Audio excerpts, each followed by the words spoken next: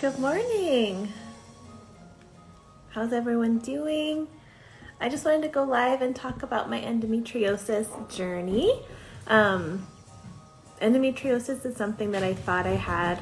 If you can hear stuff in the background, it's my dogs attacking each other around the house. They get really loud, so sorry in advance. Endometriosis is something that I thought I had for the last year. But I think now that I know that I have endometriosis, I think I had it when I was really young. I started my cycle when I was 11, and it was incredibly heavy. My mom just joined, she knows. I was bleeding through several layers of pads. I would put on several pads and bleed through them in an hour. I had to just sleep with multiple towels on my bed so that when I bled through, we didn't have to wash the sheets every single time. The period pain was really intense. It would go down my back and down my knees. Eventually I went on the pill when I was 13 or 14, and that kind of helped.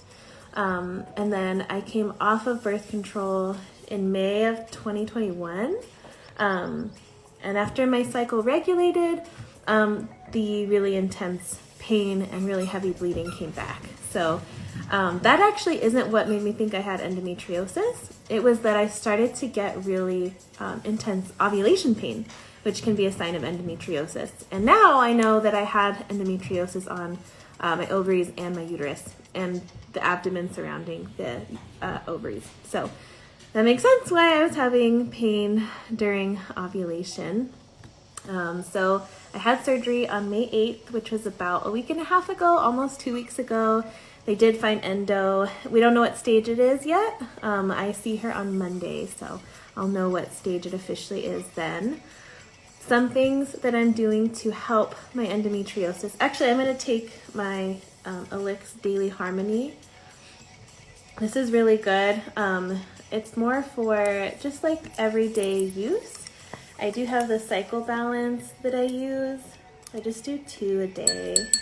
I take this every single morning. Well, most mornings. Sometimes I forget.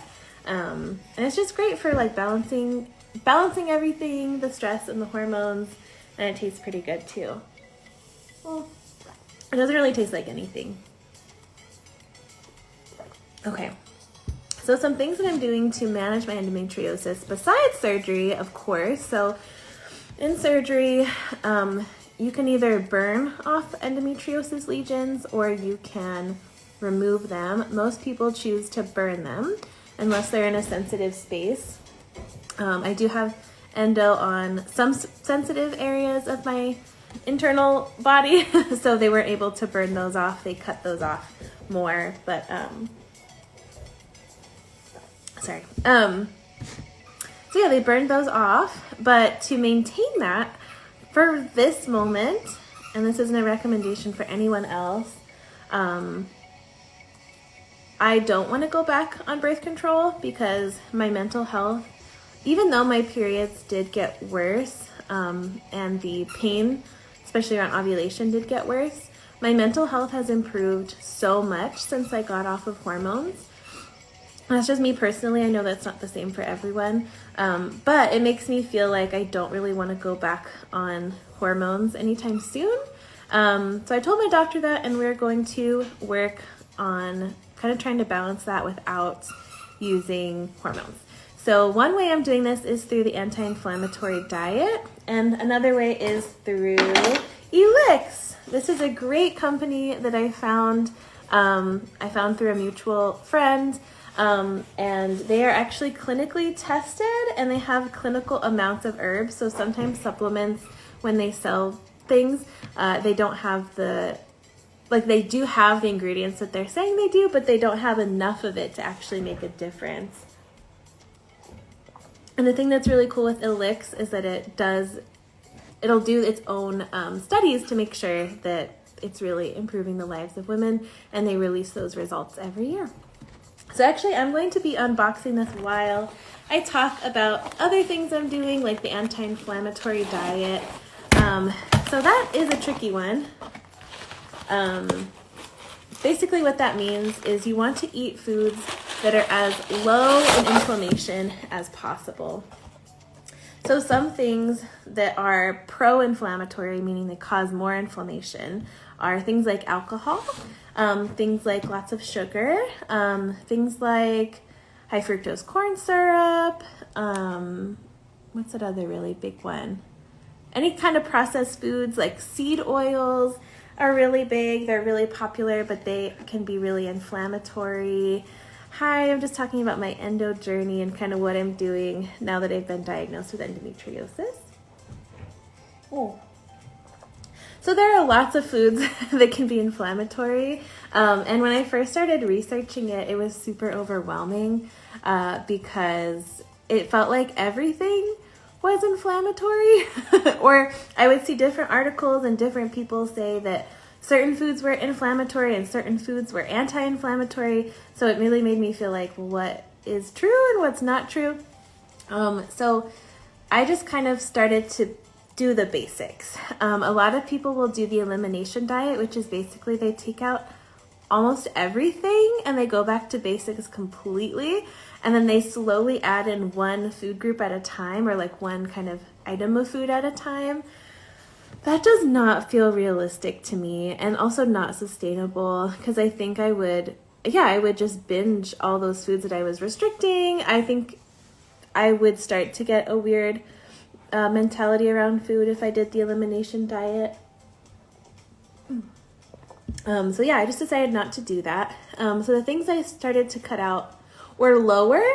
Alcohol, I don't need to be drinking alcohol anyway. I'm on antidepressants, so like they don't work as good with alcohol. So just cutting out alcohol completely. And it's also just so bad for you. No shame, like it's okay to drink sometimes, of course, if that's what's right for you, but it just is so inflammatory and so many other things. So that was an easy one to cut out. A lot of sugar. So for me, cutting out sugar completely just isn't possible. One, it's in everything, but then two, like I'm going to start to really crave it and really want more of it. So keeping sugar in my diet is something that I chose to do, but just limit it a lot. And be really mindful of the times that I was choosing kind of a sweeter treat. So sugar, processed foods as much as possible. So when I say processed foods, I'm thinking of like the foods that I eat that after I eat them, I feel like crap. So I'm thinking of like hot Cheetos, just things that are not maybe necessarily food you'd find like in a field. Not that I only eat things that I'd find in a field, but I don't know, that just kind of gives me a good gauge. Like there's no hot Cheetos growing out in the wild.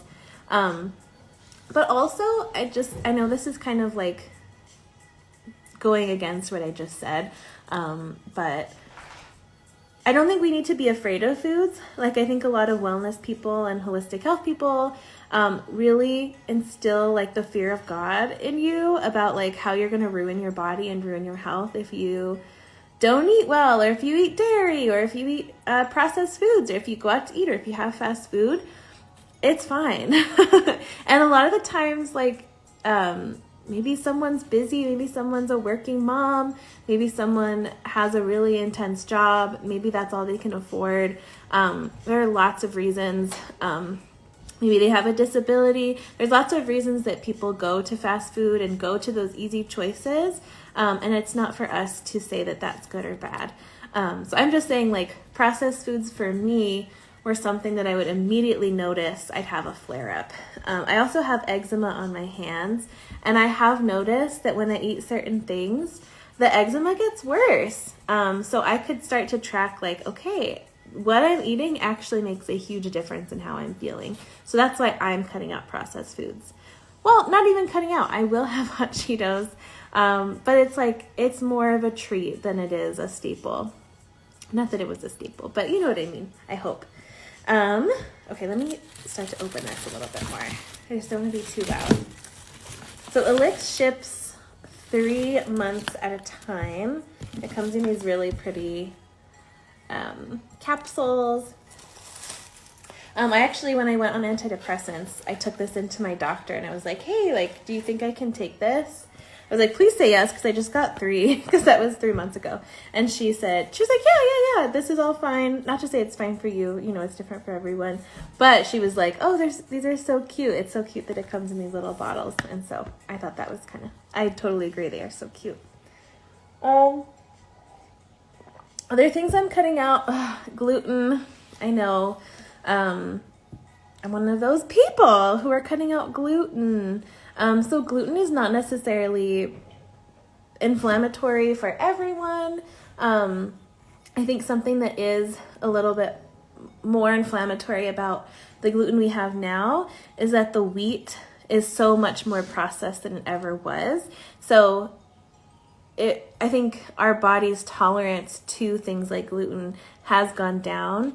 And I don't have celiac disease. I can eat gluten and be totally fine. But again, with my hands, I've noticed if I have something with gluten, probably my hands are going to start to get itchy. And I've noticed that the cycles that I don't have any gluten at all, or like no processed foods, no sugar, the cycles feel really easy. Or not really easy, but a lot easier.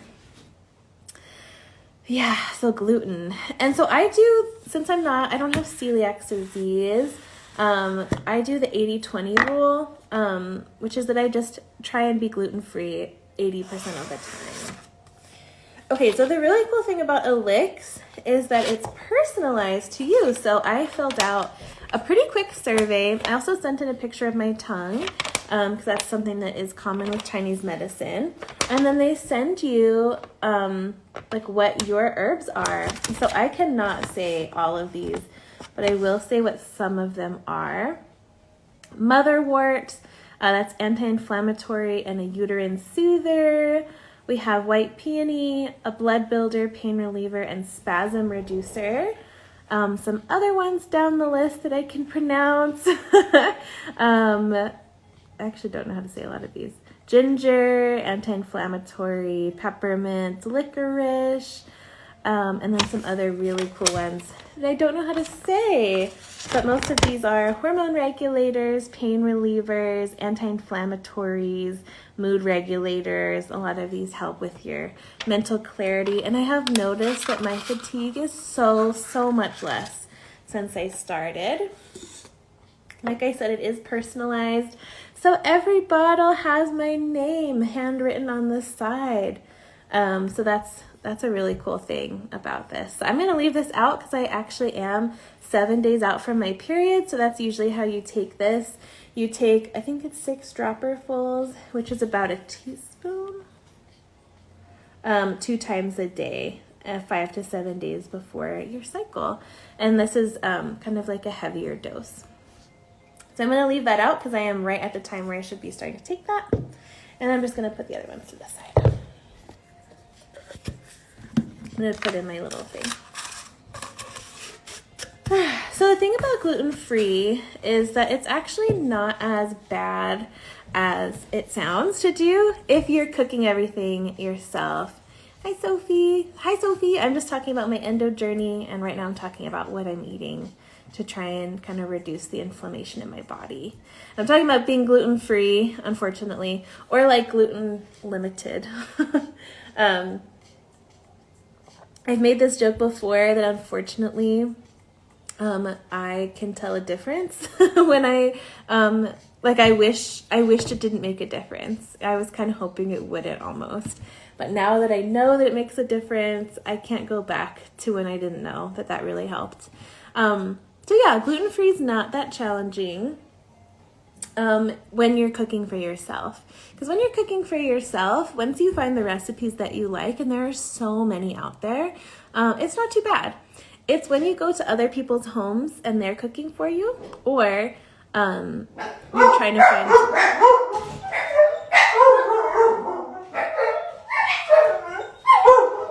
Hey.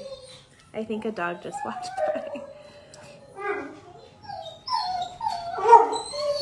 It's okay. Okay, come here. Okay.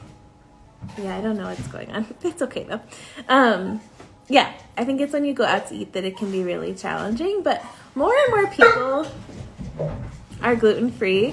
And I think more and more places are gluten-free. And there's more and more options. Like I made brownies that are really good, that are gluten-free. I've eaten out at places and it was gluten-free and it tasted really good. So yeah, it gets easier and easier. I actually like gluten-free pasta more now than I do regular pasta, which when I was starting, I did not think it tasted very good, and I still don't think it tastes good on its own. I think you have to find the right brand that you like, find the right noodle that you like, and then also find a sauce that's like flavorful and hearty. Oftentimes I make those sauces myself and then adding things into it. So my favorite gluten-free pasta is I get chickpea noodles, which can make some people feel gassy, but I'm fine. Maybe because I just have a lot of fiber already. Chickpea noodles, they're the kind that are like zoop, I don't know. And then I use store-bought pesto. There's this really creamy one that I like, that I always get at Target.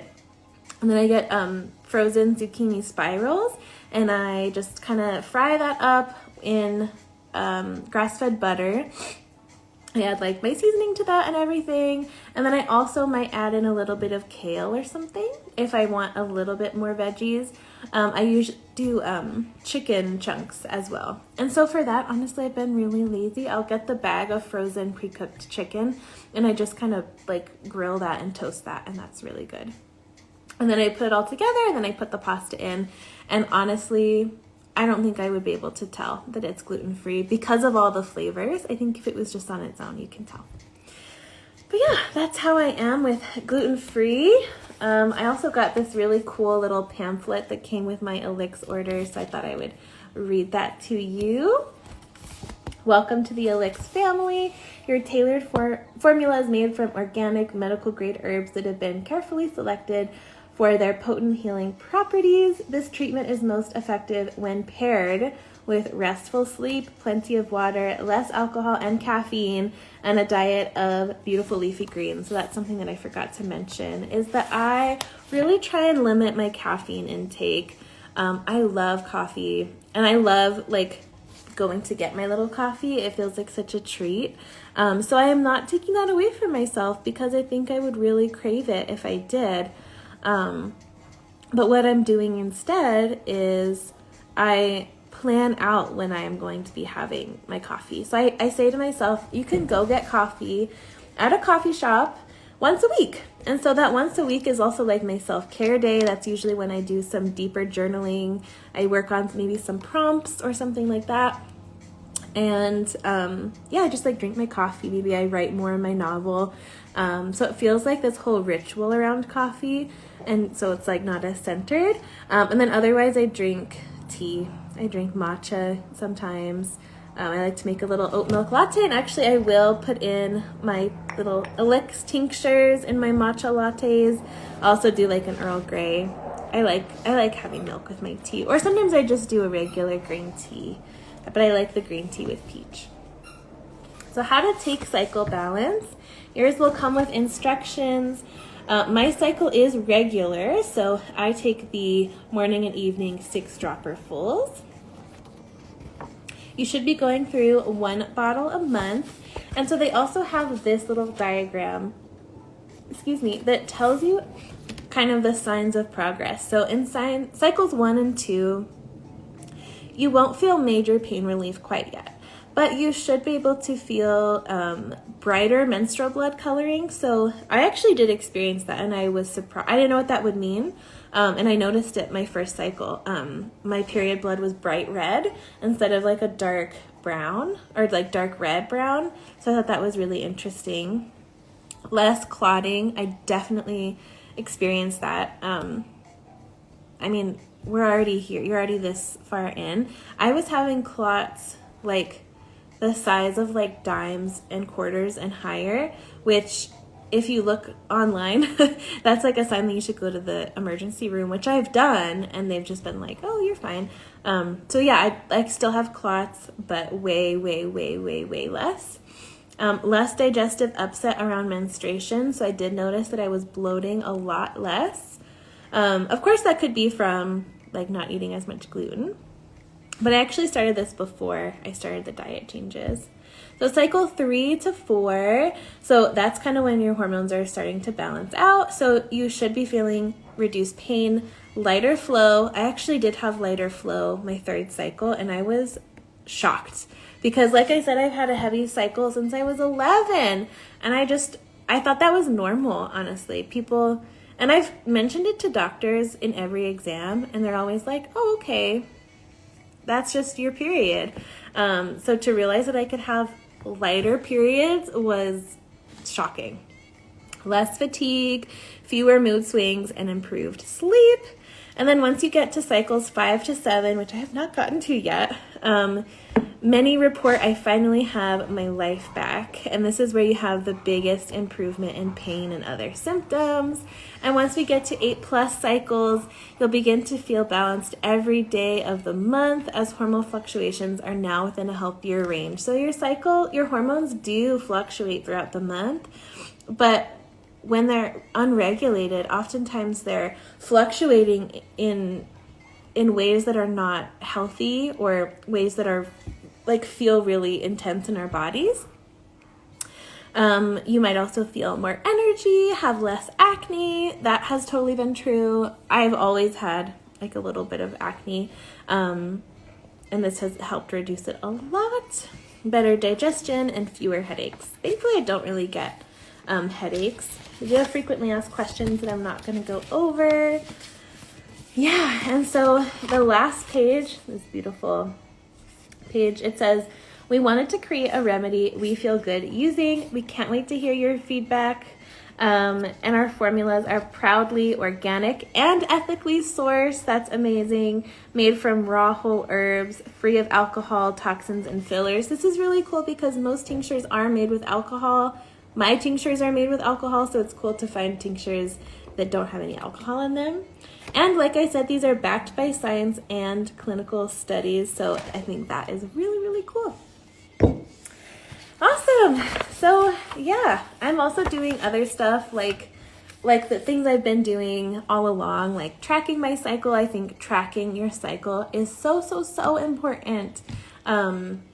Because if you don't track your cycle, you're not going to know what to expect and when. You're not going to know when to take your formula. It's just so important to track your cycle. And self-care with your cycle too. If you're really overextending yourself in your late luteal phase or your early menstrual phase when you're bleeding a lot or right before you're going to bleed, I think that makes your future periods a little bit more challenging. So when you kind of are able to sync up your life just a little bit more to your cycle, or even just have more compassion for yourself based on your cycle, I do think your cycle improves a lot. But all right, that's all that I was going to talk about today. Thank you so much for listening. And if you have endometriosis, I hope any of the tips I shared helped or help you. I'd also love to know what your tips are. And if you want to try out either the Elix Cycle Balance or the Elix Daily Harmony, you can use the code SamanthaN20 for 20% off. That's a huge discount. That's how I got started. I use the 20% off too. And that makes the order definitely go down a lot and makes the monthly cost a lot less. So it's way more affordable that way. So again, that's SamanthaN20, and the link to find Elix is also in my bio. But thank you so much, everyone, and have a beautiful weekend.